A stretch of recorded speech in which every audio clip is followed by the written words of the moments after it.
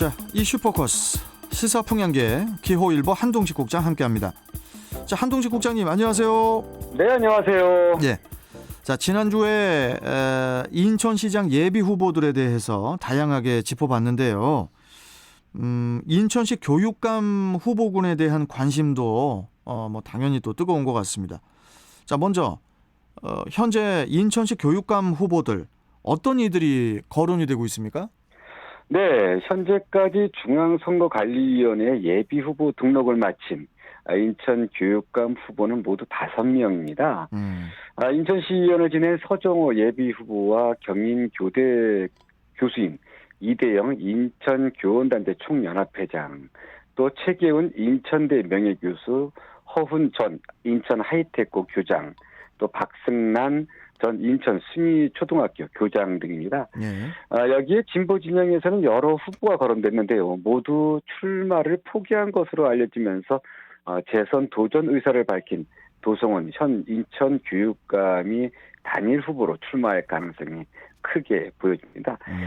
따라서 현재까지 거론되는 교육감 후보는 모두 6명이 출마할 것으로 예상되고 있는데요. 네. 후보별 특징을 보면 전교조 출신 1명과 비전교조 출신 3명, 또 외부 교육계 1명과 정치인 1명 등 이렇게 분류할 수 있을 것 같습니다. 어쨌든 문제는 이 보수 진영의 단일화의 관건일 텐데요. 최종 단일화가 성사된다고 하더라도 일단 좀 도성원 교육감과 1대1 이 대결이 아닌 다자 구도의 선거가 불가피할 것으로 보여집니다. 그렇군요. 네. 자, 후보들의 면면은 이제 그동안 많이 우리가 이제 짚어봤었는데 이들이 내세우는 대표 공약도 궁금하거든요. 어떻습니까? 네, 뭐 전 공약은 이제 그 후보 등록이 돼야요 공식적으로 표방하겠지만요. 네. 어찌됐든 이들이 그 출마 예비 후보를 등록하면서 여러 의견들을 내놓고 있습니다. 인천시의원 출신이 서정원 예비 후보는 지금 현재 중도를 표방하고 있는데요. 여러 후보들 정치 상황들이라든가 여러 상황들을 보면요. 서 예비 후보는 정치 이념을 벗어난 기본에 충실한 젊은 교육을 표방하고 있습니다. 네. 최근에 인천시의원직을 사퇴했죠. 이와 함께 보수 진영을 보면요. 이대영 예비 후보가 전교조 출신 교육감 심판과 교체를 내걸었고요. 최계훈 예비 후보는 학력 수준 하향 평준화 개선과 지역 간 교육 격차 개선 등 개혁을 강조하고 있습니다. 네. 또 허훈 예비 후보는 미래교육센터 설립을 이 주요 공약으로 내세웠고요. 박승란 예비 후보는 전교조 출신 교육감의 부정부패로 망가진 인천 교육을 바로 세우겠다 이렇게 밝히기도 했습니다. 현역인 도성원 교육감은 또 다른 진보 후보가 없을 경우에 예비 후보 등록 없이 후보 등록 시기에 맞춰 공약을 제시할 것으로 이렇게 보여지고 있습니다. 네. 보수 진영의 이제 단일화에 대한 부분을 이제 먼저 거론하셨는데 최근에 황우여 전 사회부총리 겸 교육부 장관, 황우여 전 교육부 장관과 논의하는 그런 자리가 마련됐다고 하는데요. 단일화에 대한 의견이 어떻게 나온 것이 있습니까? 네, 아직 뚜렷한 부분은 아니지만요. 네. 최근 지난 22일이었죠. 인천 보수교육감 후보들이 황우여 전 교육부 장관 주재로 단일화 논의를 위한 자리를 만들었다고 합니다. 연수구의 송도 컨벤시아에서 이들이 5명 회동을 했는데요. 이제 이 자리에는 황 전 교육부 총리를 좌장으로 이 교육감 예비 후보를 등록한 4명의 예비 후보와 그리고 아직 예비 후보 등록은 안 했지만 이 출마 의사를 표명했던 권진수 교육포럼 최덕지 대표도 참석한 것으로 알려졌습니다. 이날 모임은 단일화 논의를 위한 자리였는데요. 서로 이 단일화 의지를 확인하고 각자 선호하는 경선 방식을 제시한 것으로 알려졌습니다. 특히 이 자리에는 역대 교육감 선거에서 이 보수 진영의 분열이 선거 패배로 이어졌다는 점을 확인하고요. 단일화 필요성에 대해 논의한 것으로 알려졌는데 긍정적인 결론까지는 얻지 못한 것으로 전해졌는데 좀 더 지켜보면 결론이 나타날 것 같습니다. 네. 자, 그렇다면요. 역대 그 보수 진영에서의 단일화가 성사가 된 적이 있었는지도 궁금하거든요. 어떻습니까? 네, 인천시 교육감 선거는 간접 선거 방식으로 치러졌었는데요. 네. 지난 2010년 제5회 전국 동시지방선거부터 시민들이 직접 투표에 선출하는 방식으로 바뀌었습니다. 예. 첫 선거에서는 보수 진영의 나근영 후보가 진보 쪽 단일 후보인 전교조 출신의 이청년 후보를 누르고 당선되기는 했지만요. 이 보수 단일 후보는 아니었습니다. 음.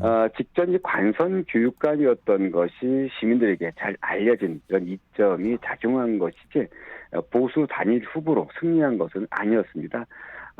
엄밀히 보면은 그렇다는 거고요. 보수 진영은 이후 두 차례나 더 선거가 있었지만 단 한 번도 단일화를 이루지 못하고 전교조 출신의 진보 쪽 후보에게 고배를 마셨습니다. 이게 당연할 수밖에 없는 게요. 진보 쪽은 이 전교조를 중심으로 이 단일화 작업을 통해 후보를 낸 반면에 보수 진영은 전교조라는 이 확실한 지지 기반을 가진 이 후보가 아니라서 거기다가 또 단일화도 성사되지 못하고 각계 전투 방식으로 이 선거에 나서면서 패배했는데요. 전체적으로는 보수 진영 후보들이 진보 후보보다 더 많은 표를 얻었지만 이 후보가 난립하면서 표를 결집하는 데는 실패한 부분이 있습니다. 네. 자, 전체적으로는 이제 진보 진영의 승리였는데요. 후보가 난립하면서 당선인과 낙선자의 격차도 크지 않았지만은 당선인의 득표율이 과반을 넘기도 이제 힘들었다고 하던데 좀 어땠습니까? 네, 그렇습니다. 역대 선거 결과를 보면요. 진보 진영이 2승 1패를 기록했다고 볼 수 있습니다. 네. 선거 결과를 보면 이제 후보들, 이 각계 전투, 각각이 나오긴 했지만 이 지지 기반이 탄탄한 이런 후보들이 좀 나왔다고 볼 수 있는 게요. 역대 교육감 선거에 출마한 후보 12명 가운데 단 한 명을 제외한 나머지 11명의 후보들이 선거 비용을 전액 보전받을 수 있는 득표율 15%를 넘었습니다. 이 15%를 넘기가 이게 보통 이게 어려운 게 아닌데 12명 중에 11명이 15%를 얻었다는 것은 그만큼 탄탄한 지지 기반이 있지 않았느냐 이렇게 좀 보여지는데요. 실제 7대 지방선거를 제외한 5대와 6대 지방선거 모두 이 당선인과 차점자 간 득표율 차이가 5% 이내의 접전 양상을 보이기도 했고요. 특히 초대 직선제 교육감 선거였던 5대 지방선거에서는 나근영 전 교육감과 이청년 후보 간 득표율 차이가 0.3%, 그러니까 이게 3,551표에 불과할 정도 초박빙 승부였습니다. 매번 다자 구도로 이 선거가 이뤄졌기 때문에 이 당선인의 득표율은 낮을 수밖에 없었는데요. 초대 나근영 전 교육감은 25.4%, 2대 이청년 전 교육감은 31.9%, 또 3대 도성훈 교육감은 43.8%의 득표율로 이 당선증을 받았는데 세 번 선거 모두 이 득표율이 50% 투표율이 50% 안팎이었던 점 감안하면요. 역대 교육감의 전체 선거인 수 대비 득표율은 10%에서 20% 수준의 아주 낮은 그런 득표를 했다고 이렇게 볼 수 있습니다. 네. 그러면은 마지막 질문인데요. 현재 도성훈 교육감에 대한 재선 도전에 대해서 어떻게 전망을 하고 계신지 이 부분도 궁금한데, 바로 이제 8년간 유지된 전교조 출신 교육감 체제에 대한 평가가 주요 선거 쟁점으로 떠오를 것으로도 보이는데 좀 어떻게 보십니까? 네, 특히 이번 선거는 재선 도전이 확실시되고 있는 현 도성훈 교육감의 재선 여부에 집중되고 있는데요. 지금까지 3번의 교육감 선거를 치르면서 첫 재선 도전이기 때문입니다. 앞서 전해드렸듯이 그동안 인천 교육감은 선출직 무덤이라고 불릴 만큼 역대 교육감들이 임기를 제대로 채우지 못했는데요. 2018년 이전 교육감에 이어서 전교조 출신 인사로 이 두 번째 당선된 이 송은 현 교육감은 이 같은 문제를 피하고 임기를 마칠 수 있었습니다. 다만 2020년 측근 비리가 드러나면서 이제 구설에 올라오기도 했는데요. 어떻든 이 부분에 대해서 이 도교육감은 나름대로의 해명도 하고 있습니다. 이 측근들이 이제 법적 처벌을 받았기 때문인데요. 어쨌든 이번 선거에서 시민의 지지를 받고 첫 재선 교육감으로 선출될 수 있을지 두고 봐야 할 것 같습니다. 알겠습니다. 자, 오늘 말씀 여기까지 듣겠습니다. 고맙습니다, 국장님. 네, 감사합니다. 네. 자, 이슈 포커스 기호일보 한동식 국장이었습니다.